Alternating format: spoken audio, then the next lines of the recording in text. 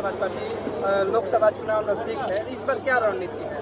देखिए, आज हम लोग अभी यहाँ अपने नायक जो बहुजन समाज पार्टी के संस्थापक थे, उनके परिनिर्वाण दिवस के अवसर पर यहाँ पर एक कार्यक्रम हुआ विक्रमगंज जनमंडल में, और अपने संगठन को विस्तार हम कैसे करेंगे इस पर भी चर्चा हुई। और निश्चित रूप से आपको बता देना चाहते हैं कि काराकाट लोकसभा में भी हम लोग हैं, काराकाट में भी हम लोग मजबूती से लड़ेंगे और काराकाट लोकसभा जीतेंगे हम लोग, और जीतकर अपनी बहन जी को प्रधानमंत्री बनाने का जो रास्ता है उस रास्ता को खोलेंगे। सर, अभी जो बिहार सरकार द्वारा जातिगत जनगणना का आंकड़ा सार्वजनिक किया गया है, बहुत सारे दलों का प्रतिक्रिया भी आया है, इसको आप कैसे? देखिए, बहुजन समाज पार्टी इस जनगणना से बिल्कुल सहमत है और ऐसी जनगणना होनी चाहिए थी, जातिगत जनगणना होनी चाहिए थी। चूँकि हमारे संस्थापक ने पहले भी कहा था कि जिसकी जितनी संख्या उसकी उतनी हिस्सेदारी है। तो जब तक जातिगत जनगणना नहीं होगा तो कैसे हमारी हिस्सेदारी तय होगी? अब हमारी हिस्सेदारी तय होनी चाहिए। जिस जाति की जो संख्या है उसके हिसाब से धन, धरती और नौकरी, इन सबों में हमें चाहिए, जगह चाहिए।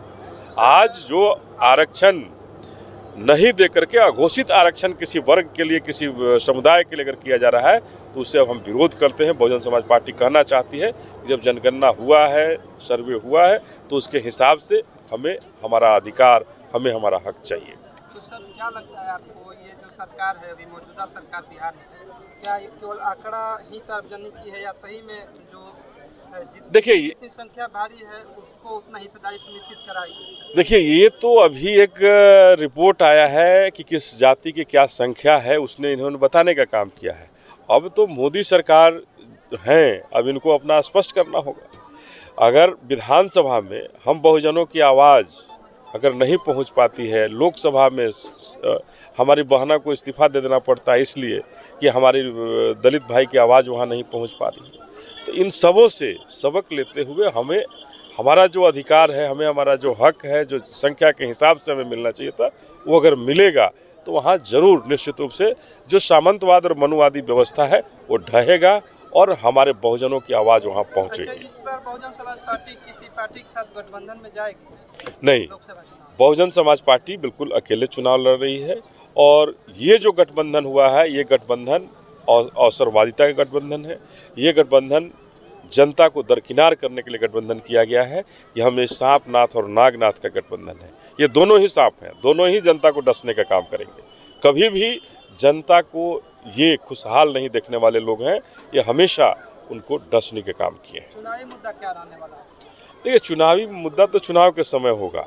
अभी बस यही कहना चाहेंगे कि हम बिहार में बहुजनों के लिए अत्याचार का दौर है, दमन का दौर है। एक तरफ जेल से अपराधी छुड़ाए जा रहे हैं और दूसरे तरफ हम बहुजनों पर अत्याचार हो रहा है। बहुजनों को डराने के लिए, धमकाने के लिए लगातार प्रयास हो रहा है। बहुजन समाज पार्टी इसका डटकर मुकाबला करेगी, और ये जो हो रहा है इसके न्याय दिलाने के लिए जब तक न्याय नहीं मिलेगा उन परिवारों के साथ आदरणीय बहना जी के नेतृत्व में हम वहाँ खड़े रहेंगे। सर, जहां आप कह रहे हैं कि जातिगत जनगणना का आंकड़ा जो है सही है, लेकिन आप ही के जो बक्सर के सुभाष अम्बेडकर जी हैं वो बता रहे हैं कि हम लोग के यहाँ जनगणना भी नहीं किया गया। देखिए, कुछ एक जगह छूटा हुआ होगा, ये कुछ एक जगह हो सकता है, गलतियां, मानवीय भूल हो सकती हैं, लेकिन एज ए होल जनगणना पे कोई ये नहीं उठा सकता है कि जनगणना गलत हुआ है। ये कहना कि जनगणना गलत हुआ है, ये मैं इसे ये मैं नहीं रखना चाहता हूँ। जनगणना बिल्कुल सही हुआ है। कहीं छूट हो सकती है, मानवीय भूल हो सकती है, मानवीय भूल को स्वीकार करना होगा, लेकिन जनगणना में जो जातियों का प्रतिशत बताया गया है उसमें बस यही किया गया है कि किसी जाति का पूरा रखा गया है और किसी को जातियों में, उपजातियों में विखंडित कर दिया गया है। ये गलत हुआ है। अगर जातियों का जनगणना था तो उपजातियों का जनगणना नहीं होना चाहिए था, जातियों के साथ सबका होना चाहिए था, उसमें ये गलती हुई है। जातिगत जनगणना का जो आंकड़ा आया है, मतलब कि 90% लगभग उसमें बहुजन समाज है, उस पर आपका क्या राय है कि क्या होना चाहिए? देखिए, ये आज से नहीं, ये जो अगर 32 में जब सर्वे हुआ था, जब भारत की आज़ादी के पहले, उस समय भी यही था, 90 और 10 का ही था। हमारे मानवर साहब ने भी मांग किया था कि 90 और 10 हैं, हमें उतना अधिकार मिलना चाहिए। बाबू जगदेव प्रसाद ने भी कहा था कि 90 धरती में भी हमें मिलना चाहिए। तो आज अगर धरती में हमारा अधिकार नहीं है, धरती में किसी खास विशेष लोगों का अधिकार है, तो हमें वहाँ अधिकार चाहिए, हमें वहाँ हक चाहिए।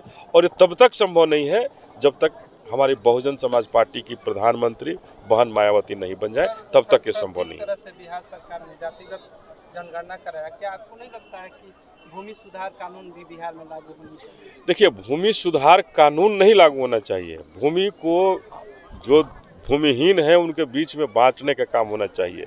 सीलिंग लगना चाहिए कि इतने के बाद अगर किसी के पास ज़्यादा भूमि है तो हम इसको बांटेंगे और गरीबों को हक उसका मिलना चाहिए। धन्यवाद। जानकारी दिया इसके लिए।